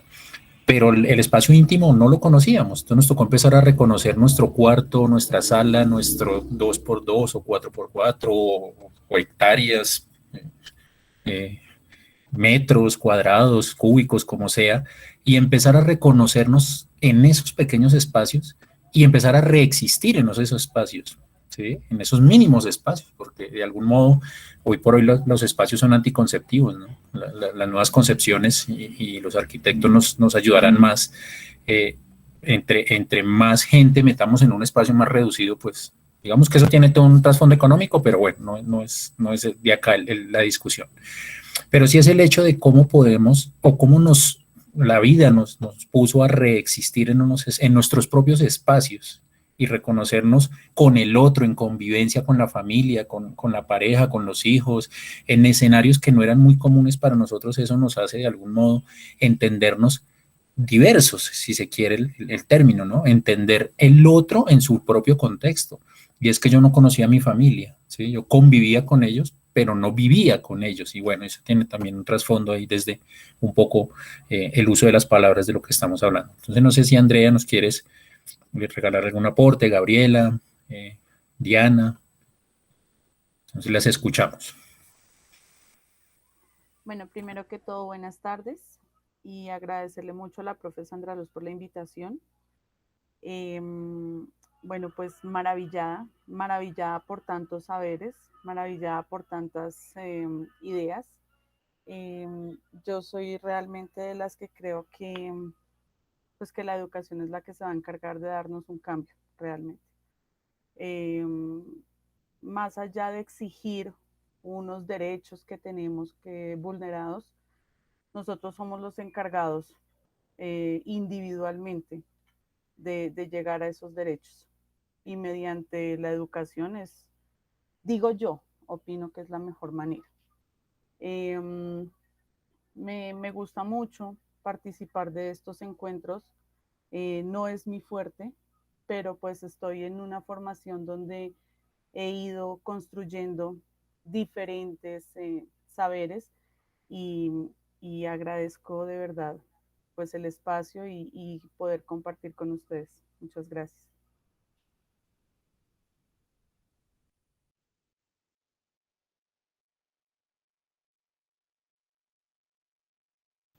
A ti, Andrea, muchísimas gracias por el aporte, bienvenida y bueno, y que no sea el único espacio, es que también la universidad es de puertas abiertas y para todos los presentes también, qué bueno tender esas redes, como les decía en un inicio, esas redes, esos contactos académicos para Miguel Ángel, para Carlos, para Gabriela, para Diana, para Andrea, la universidad distrital es la casa de todos, ¿sí? Y aunque no estemos, como decía Lucas, con la nostalgia de verla, en solo imágenes, pero las puertas siempre son abiertas. Entonces, qué bueno y chéverísimo tenerlos en algún momento invitados allá en la universidad, en el proyecto curricular, para compartir con los jóvenes que están en formación estas experiencias que les enriquecen tanto porque de algún modo es una muestra de lo que se está haciendo afuera, de lo que les decía ahora, ¿no? Y es que uno a veces se queda como en ese pequeño espacio, en esa cápsula de su saber y se le olvida pues que hay un territorio más amplio, que hay personas que están trabajando mucho por las juventudes, por las infancias, por la niñez, y que a veces nosotros nos alejamos mucho de la realidad. Otra de las grandes enseñanzas, creo yo, y para mí especialmente y para los estudiantes también, es que la pandemia nos enseñó a reconocer al otro, ¿no? Lo que nos decía la profe Sandra hace un momento, ¿sí? Si no estamos todos bien, yo no estoy bien. Y eso creo que en la pandemia, en el paro específicamente, los jóvenes nos lo enseñaron y nos lo han ido enseñando, y de algún modo lo que nos ha ido pasando del año pasado hacia hoy, cuando se pierden seres queridos, cuando se van personas que uno pues, no pensara que se fueran tan rápido o tan repentinamente por un virus, y que ve la vida tan efímera que en cualquier momento puede ser uno el siguiente de la lista, pues de algún modo lo hace repensar también su forma de vivir, ¿no? Su forma de ser en el mundo y de estar, como bien decía Lucas, de reconocerse en el mundo, independiente de la etiqueta, del nombre, de la letra, del color, de lo que sea, es cómo voy a ser yo en el mundo a partir de ahora, ¿no? Es una de las grandes expectativas que se tenía y se tiene, es que la humanidad salga mucho mejor de la pandemia. Vamos a ver si sí, o si sale peor, o sale igual, o se mejora, o bueno, algo tiene que pasar, pero creo que igual, ya no somos. Creo que a hoy ya algo ha debido cambiar en cada uno de nosotros, y pues esa es la esperanza, creo, de toda la sociedad. Bueno, no sé si Gabriela o Diana nos regalan sus palabritas para ir cerrando ya nuestro espacio. También pues para invitarlos a los foros que hay a partir de las 5 de la tarde, pues hora colombiana, o sea, en media horita más o menos. Ustedes ingresan directo a la página de la Bienal y ahí están los foros del día. Mientras se anima Gabriela o Diana, les cuento así muy rápidamente qué tenemos como de programación de agenda rápida. A ver, perdón, por acá. Entonces tenemos retos y perspectivas, tenemos pedagogía freiriana y las luchas de la juventud en América Latina, infancias y juventudes en América Latina y el Caribe, mujeres, comunicación y ciudadanía, y hoy hoy vienen los lanzamientos de libros. Los 2 primeros son a las 5 de la tarde y bueno, en la página pues ustedes pueden ir encontrando, son muchos foros. Recuerden que estamos trabajando, son más de 100 mesas de trabajo, hay un sinnúmero, casi unos 3.000 ponentes, nos decían hace unos días en la reunión general de coordinadores, hay más de 3.000 ponentes de América Latina y el Caribe, entonces hay una riqueza impresionante en las mesas, hay 100 y pico de mesas con más o menos 8 o 10 participantes por mesa, un poco más. En esta, por ejemplo, habían 14, pero por circunstancias pues de pandemia, de dinámicas y todo eso, pues algunos se retiraron. De hecho, se abrieron otras mesas porque apareció la de pandemia. Acuérdense que hay una mesa nueva que se abrió hace como 6 meses, que es exclusivamente para hablar sobre la pandemia como tal, sobre los nuevos trabajos que aparecen en este año de pandemia. Bueno, un gusto verlos.